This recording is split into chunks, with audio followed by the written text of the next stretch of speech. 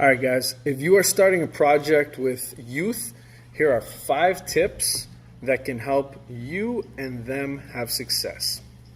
All right, let's get to it. Number 1, you got to be inspired.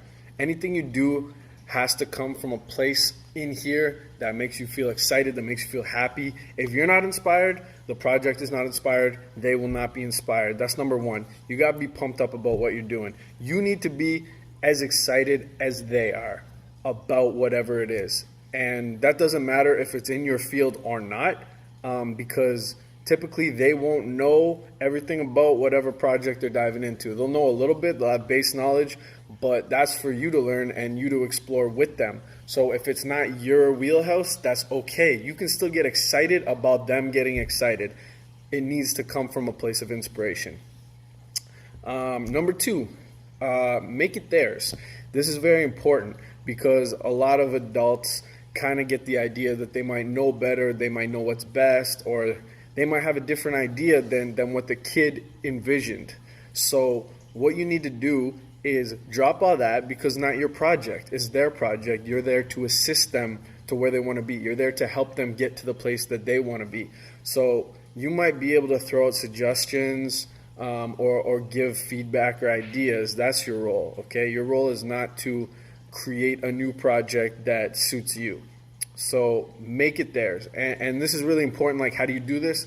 If there's a logo, get them to design the logo. If there's a color scheme, get them to decide the color scheme. The more things that you involve that came from their brain, then at the end of the day, they will feel like that is their project. If you go make a treehouse and you didn't ask them how many rooms or what kind of ladder or what levels, like, you didn't ask any of that. You just assumed it went bang, bang, bang, and you pounded in all the nails and you bought all the wood.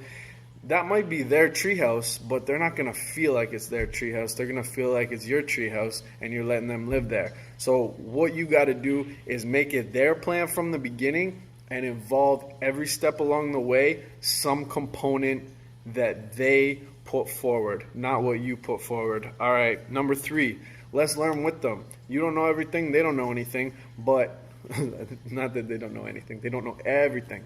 So you're going to need to learn with them. And this can be like anything from sports to recording music to learning how to juggle. It doesn't matter. If you don't know, if you're not an expert in this field, then have fun with it. And that's just going to propel you and them forward into whatever this project is, because you're doing it together. It's a joint effort, and they're watching you grow and you're watching them grow, and it's just the chemistry works and it gets better and better. 4, obtainable goals. All right, you got to have something that's early successes. Early success will lead to long-term success. So make sure whatever you're putting in front of them at the beginning is something they can easily achieve. So once they get a little taste of that, then they're like, oh, okay, I can do this. A little more, a little more, a little more. How do you eat an elephant? One bite at a time. We're not going to try to fit the whole elephant in our mouth. It's impossible. So you get those little early goals that for you and them, right? So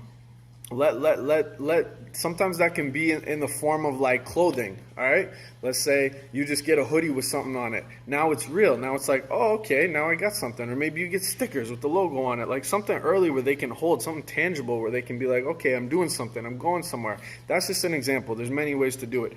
Number 5, you gotta hustle.